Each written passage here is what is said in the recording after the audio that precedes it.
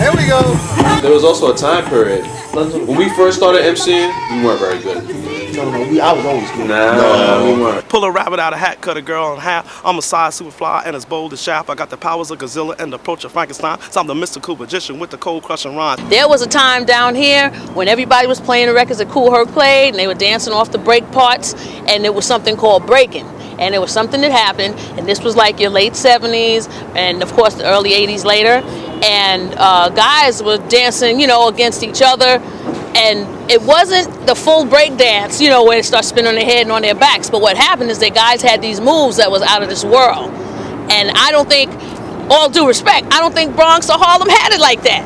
Sitting by a table with a pen in my hand, trying to come up with a rhyme that would beat into man. Finally came up with one to say how I am and what I do. So listen, party people, as I say it to you. DJ Kool B, one of the best out here, performer on the turntables. Cool out crew, like to say what's up to my M.C.s, Mello E, Mr. On, Robin Hood, everybody that was in the crew doing their thing. You see, eyes are dark brown, hair is curly up right, the gear is sincere, the teeth are white, my walk is pretty steady, bop out a smooth face, I got a heartwarming smile and adorable face. We had major DJs before Sir Gamble. He was definitely one to give rise to. But this was my DJ right here, man. I was his first DJ. My first DJ. I got 1,000 upon 1,000 females on the job. When I'm walking down the block, they all start to pop. There was other DJs before Sir Gamble, such as Mr. Hank.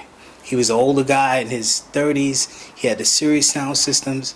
But when he came out, you heard the speakers from blocks. So when it comes to picking ladies, the finest what I choose. But out of all those things I do possess, there's one thing that says about among the rest.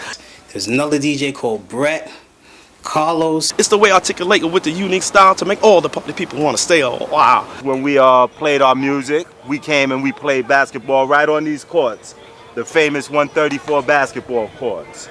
And there was a lot of brothers out here that represented from the Lower East Side that could have went NBA, could have went pro overseas, which we did go over there and play our ball.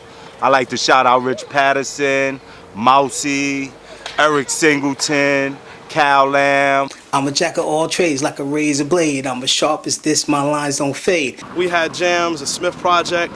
We had jams at Henry Street Settlement, Big Park, all over the place. And I was around rappers from the Bronx, from Brooklyn, Bed-Stuy, Queens, Manhattan. I was in a crew called the Five Borough Crew, so we rapped all over the place. So I was rapping in those places, and I was also coming back to the L.E.S. I believe we was top dog all the time. I once had a call at 8:45. I was kicking in the holler and I had to be on time, so I picked up my mic.